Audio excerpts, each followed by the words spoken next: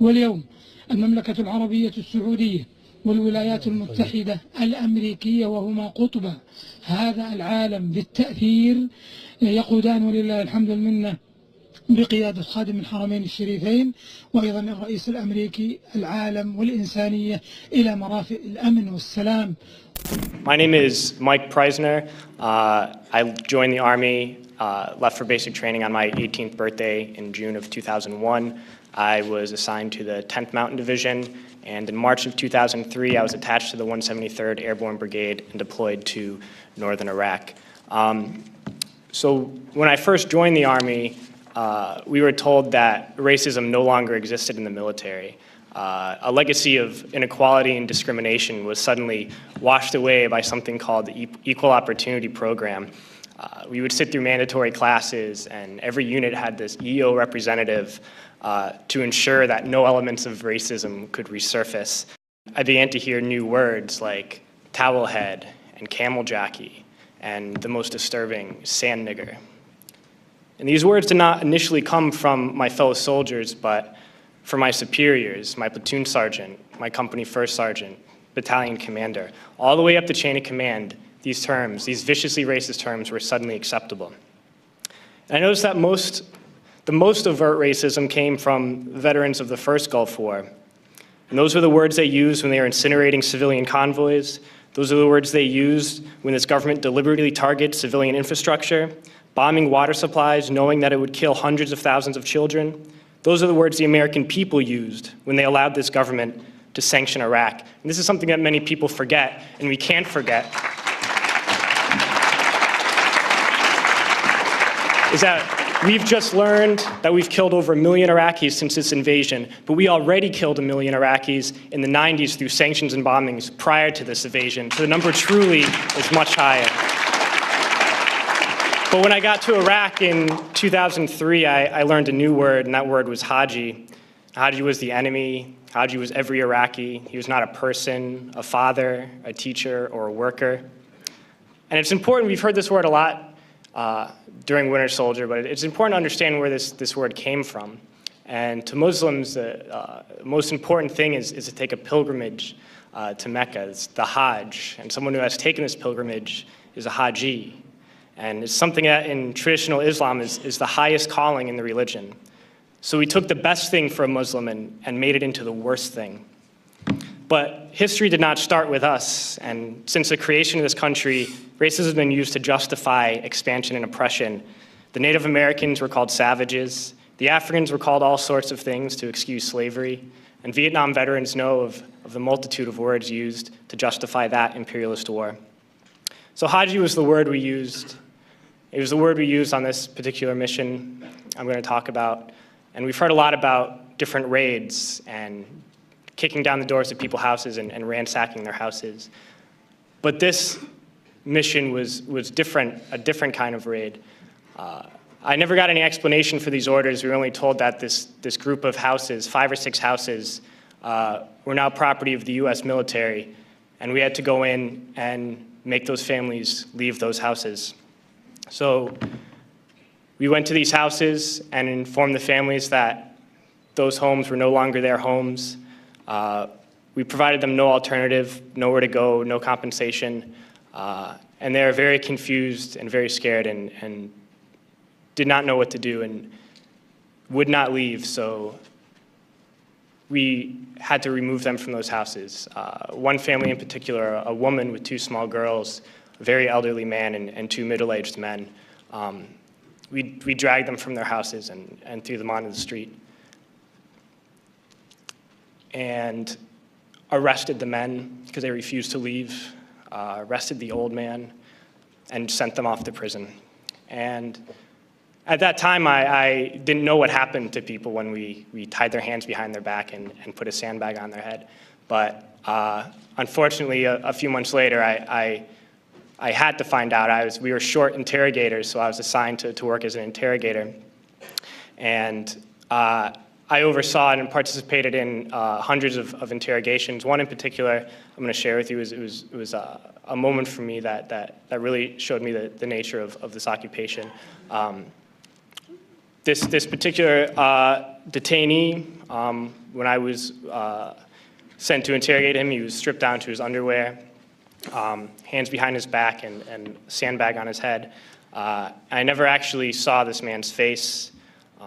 My job was to take this metal folding chair and just smash it against the wall next to his head. He was faced against the wall with his nose touching the wall, while a fellow soldier just screamed the same question over and over again. No matter what his answer, my job was to slam the chair against his wall. We did this until basically we got tired, and I was told to make sure he stood against the wall for however long, and I was guarding this prisoner, and my job was to make sure he kept standing up, but something was wrong with his leg. He was injured, and he kept falling to the ground. And the sergeant in charge would come and tell me to get him up off his feet. So I'd have to pick him up and put him against the wall. And he kept going down. I just have to keep pulling him up and putting him against the wall. And my sergeant came along and he was upset with me for not, continue to stand. He picked him up and slammed him against the wall several times. And then he left, and when the man went down on the ground again, I noticed blood pouring down from under the sandbag. And so I let him sit, and when I noticed my sergeant coming again, I would tell him quickly to stand up. And then I realized that I was supposed to be guarding my unit from this detainee, and at that point I realized I was guarding the detainee from my unit. And I tried hard to be proud of my service, but all I could feel was shame, and racism could no longer mask the reality of the occupation. These were people, these were human beings. I've since been plagued by guilt anytime I see an elderly man, like the one who couldn't walk, who we rolled onto a stretcher and told the Iraqi police to take him away. I feel guilt anytime I see a mother with her children, like the one who cried hysterically and screamed that we are worse than Saddam as we forced her from her home. I feel guilt anytime I see a young girl, like the one I grabbed by the arm and dragged into the street. We were told we were fighting terrorists. The real terrorist was me, and the real terrorism is this occupation. Racism within the military has long been an important tool to justify the destruction and occupation of another country. It has long been used to justify the killing, subjugation, and torture of another people. Racism is a vital weapon employed by this government. It is a more important weapon than a rifle, a tank, a bomber, or a battleship. It is more destructive than an artillery shell, or a bunker buster, or a Tomahawk missile. While all those weapons are created and owned by this government, they are harmless without people willing to use them. Those who send us to war do not have to pull a trigger or lob a mortar round. They do not have to fight the war, they merely have to sell the war. They need a public who is willing to send their soldiers into harm's way. They need soldiers who are willing to kill and be killed without question. They can spend millions on a single bomb, but that bomb only becomes a weapon when the ranks in the military are willing to follow orders to use it. They can send every last soldier anywhere on earth, but there will only be a war if soldiers are willing to fight. And the ruling class, the billionaires who profit from human suffering, who care only about expanding their wealth, controlling the world economy, understand that their power lies only in their ability to convince us that war, oppression, and exploitation is in our interest. They understand that their wealth is dependent on their ability to convince the working class to die to control the market of another country. And convincing us to kill and die is based on their ability to make us think that we are somehow superior. Soldiers, sailors, Marines, airmen have nothing to gain from this occupation. The vast majority of people living in the US have nothing to gain from this occupation. In fact, not only do we have nothing to gain, but we suffer more because of it. We lose limbs, endure trauma, and give our lives. Our families have to watch flag-draped coffins lowered into the earth. Millions in this country without health care, jobs, or access to education must watch this government squander over $450 million a day on this occupation.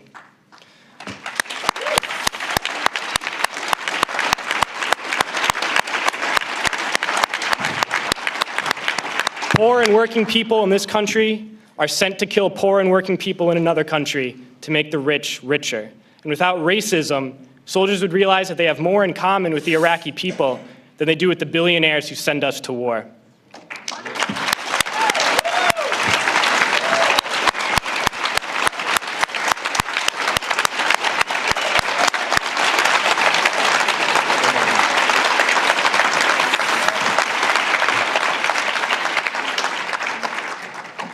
I threw families onto the street in Iraq, only to come home and find families thrown onto the street in this country, in this tragic and unnecessary foreclosure crisis. And we need to wake up and realize that our real enemies are not in some distant land. They're not people whose names we don't know and cultures we don't understand. The enemy is people we know very well and people we can identify. The enemy is a system that wages war when it's profitable. The enemy is the CEOs who lay us off from our jobs when it's profitable. It's the insurance companies who deny us health care when it's profitable. It's the banks who take away our homes when it's profitable. Our enemy is not 5,000 miles away. They are right here at home. And if we organize and fight with our sisters and brothers, we can stop this war, we can stop this government, and we can create a better world.